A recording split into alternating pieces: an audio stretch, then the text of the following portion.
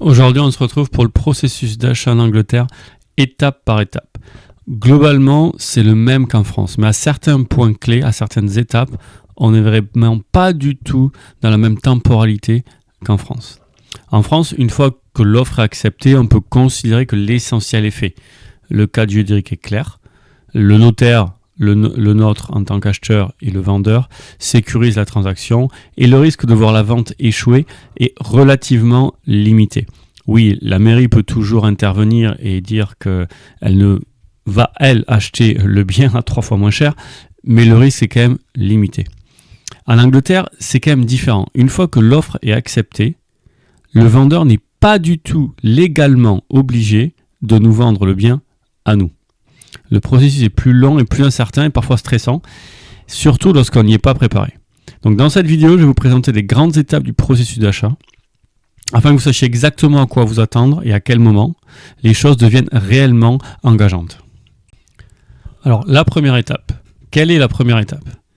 Alors je vois les first-time buyers qui n'ont jamais acheté un bien immobilier se disent on cherche sur internet et on regarde où on veut acheter. Pas du tout. La première étape, c'est les finances. C'est comme quand on va à un rencard, on se fait beau, on essaye de se préparer pour être le plus beau possible. Là c'est pareil, on prépare nos finances pour plaire au maximum à notre banquier et à notre agent immobilier. La première priorité, c'est d'optimiser notre credit score, qui a un rôle vraiment central en Angleterre. Il y aura une vidéo dédiée au credit score pour bien expliquer ce que c'est et comment l'améliorer. Ça passe notamment par la réduction, voire l'élimination de dettes à la consommation, carte de crédit, prêt personnel. Ensuite, on se constitue un apport personnel, ce qu'on appelle un deposit. Alors oui, on peut acheter en Angleterre toujours avec 0% en apport. C'est quand même très très rare et très compliqué. Il faut pas se mentir. Vraiment le minimum du minimum, c'est 5% de deposit du prix d'achat. C'est plus conseillé d'aller vers du 10, 15, 20% pour avoir juste des meilleures conditions d'emprunt immobilier. Une fois que cette préparation est effectuée, on peut commencer à consulter plusieurs établissements bancaires, voire un courtier, afin d'estimer le montant qu'on est capable d'emprunter. Donc le montant maximum qu'on peut emprunter, ça ne veut pas dire forcément que ce soit le montant qu'il faut que l'on emprunte. Là aussi, je ferai une vidéo sur les emprunts immobiliers pour bien comprendre ce que ça veut dire. À ce stade, il est essentiel, primordial, j'insiste bien sur ces deux mots, d'obtenir ce qu'on appelle un Mortgage Agreement in Principle, ou AIP, ou en français AIP. Qu'est-ce que c'est ? C'est juste un papier de la banque qui prouve qu'en théorie, donc en théorie important, que vous aurez un emprunt immobilier. Si la banque vous fait ce papier, il y a 99% de chances que le prêt soit accordé. En fait, ce papier, ce n'est pas un contrat définitif, mais il indique vraiment que la banque va vous donner le prêt. Et en fait, ça donne du sérieux à votre demande, à vos relations avec l'agent immobilier ou le vendeur directement. Sans ça, l'agent immobilier ou le vendeur ne vous prendra pas au sérieux et vous allez vous plaindre que vous devez le relancer et qu'il ne vous répond pas. C'est juste parce qu'il ne vous fait pas confiance. C'est primordial, j'insiste encore une fois, d'avoir ce papier avant de commencer à parler aux agents immobiliers. Une fois que notre budget est clairement défini, on peut commencer la recherche du futur bien. Donc, la plupart des acheteurs utilisent des plateformes en ligne comme Rightmove ou Zoopla, qui sont les deux sites les plus connus en Angleterre. Et il y en a d'autres que je vous mets dans la vidéo. Une fois qu'on a identifié plusieurs biens, on organise des visites, soit directement avec le vendeur ou via un agent immobilier, si le bien est via une agence. Il faut savoir qu'en Angleterre, le prix affiché est généralement négociable. Ceci étant dit, ça dépend quand vous faites votre recherche.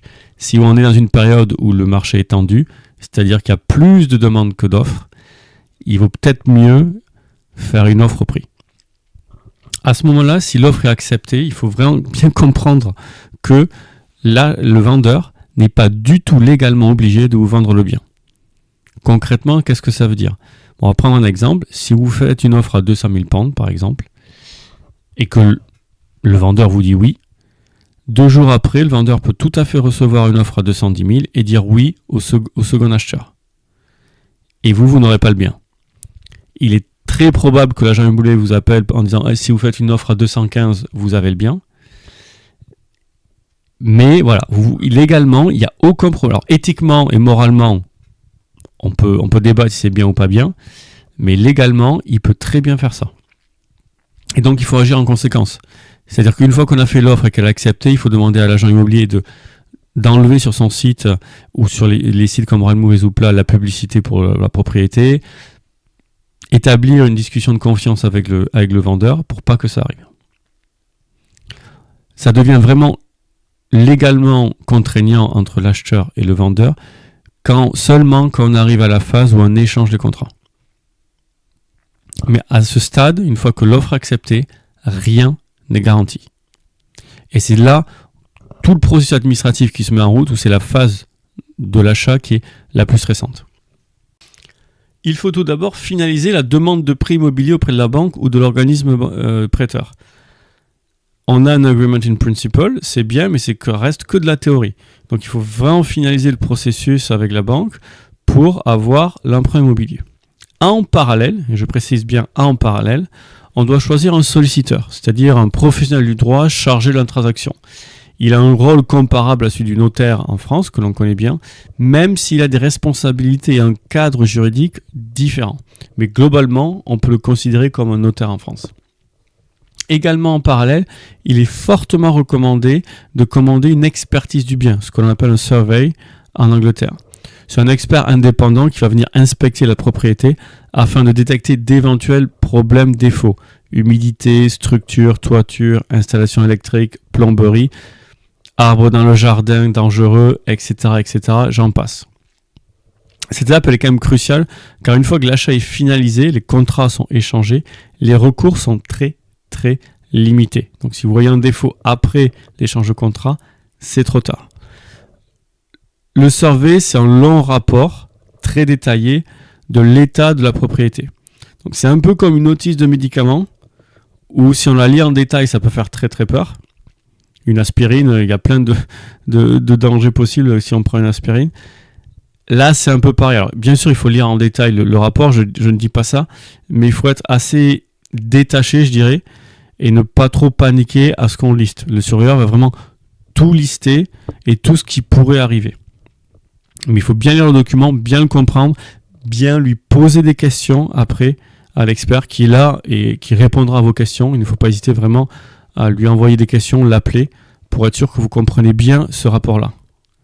Et c'est pour ça que cette période elle est vraiment stressante parce que les échanges avec les différentes parties sont très nombreux, les délais sont souvent flous et honnêtement les solliciteurs, quels qu'ils soient, il va falloir les relancer un nombre incalculable de fois. Ils ne se parlent pas entre le vôtre et celui du vendeur. Il n'y a que de la relance. En théorie, ça dure 3 mois pour arriver à l'étape d'échange de contrat, mais ça peut être plus parfois, juste parce qu'ils ne se parlent pas. Donc vraiment, les relancer régulièrement, tout en restant poli, etc. Mais voilà, cette étape administrative que j'appelle, elle est très stressante parce qu'il faut faire beaucoup de relances. On est maître de rien, il n'y a quasiment rien qui est entre nos mains, à part faire des relances et être sûr que les gens sont sur votre cas. Parce que malheureusement, ils ne sont pas que sur votre cas. Et donc, si vous ne les relancez pas régulièrement, vous passez tout en bas de la liste. 4e étape, le fameux échange des contrats, exchange of contracts, qui est le moment le plus important lors du processus d'achat. Car c'est à ce moment précis que la transaction devient juridiquement contraignante entre vous, acheteur, et le vendeur. Avant, absolument rien n'est garanti. Une fois que vous avez passé cette étape-là, on est dans un cadre quand même qui est beaucoup plus sécure et la transaction va sûrement se dérouler. Donc lors de l'échange, on verse généralement un acompte qui est à peu près de 10% du prix du bien. En général, c'est 10% du prix. Et à partir de ce moment, ni l'acheteur, ni le vendeur ne peut se retirer sans pénalité. Donc vraiment, si quelque chose arrive et que vous ne voulez plus acheter ce bien-là, vous pouvez, mais il y aura des pénalités financières importantes. On ne parle pas de 500 pounds, on parle de sommes à 4 ou 5 chiffres. Donc c'est seulement à ce stade qu'on peut vraiment dire que l'achat est sécurisé et qu'on peut souffler un petit peu. 5e et dernière étape, la finalisation, completion en anglais, correspond au jour où la transaction est finalisée. Donc qu'est-ce qui se passe ? Les fonds sont transférés d'un compte à l'autre Typiquement, ce qui se passe, c'est que vous allez voir votre banque pour transférer le reste de votre dépôt sur le compte du solliciteur. Je dis le reste parce que avant ça, il y a eu le versement des 10% d'acompte. La banque, elle, va transférer les fonds du prêt immobilier sur le compte du solliciteur. Et avec tout cet argent, le solliciteur, il va transférer le prix d'achat de la maison sur le compte du vendeur. Il va payer les frais de mutation au gouvernement britannique. Et il va bien entendu aussi se payer lui-même pour ses frais. Seulement quelques semaines plus tard, je pense que pour moi c'était 3 semaines plus tard, vous recevrez la confirmation officielle que vous êtes le propriétaire de la maison de l'appartement de la part du Land Registry, qui est l'équivalent du registre foncier en France. Alors, je dis ça pour les femmes en général, si vous achetez en couple. Vérifiez bien que votre nom apparaisse sur ce titre de propriété. S'il ne l'est pas, vous n'êtes officiellement pas propriétaire du bien. Vous avez beau avoir votre nom sur la prêt immobilier, donc vous êtes redevable de payer le crédit immobilier du bien, mais si votre nom n'apparaît pas dessus, vous n'êtes pas propriétaire. Ce sera votre conjoint seulement. C'est rare, mais ça peut arriver, ça dans certaines situations, que le mari ou le conjoint vous ne mette pas sur ce papier-là. Donc voilà, vous avez une vue d'ensemble du processus d'achat immobilier en Angleterre. Comme vous pouvez le constater, finalement, globalement, ça reste équivalent, finance, recherche, administratif, mais il y a certains points importants qui sont quand même très différents et qu'il faut bien être au courant pour ne pas être surpris le moment venu. Dans la prochaine vidéo, je parlais dans le détail des principales différences entre la France et la Roumanie afin de mieux comprendre les deux systèmes. Merci de m'avoir écouté et à la prochaine.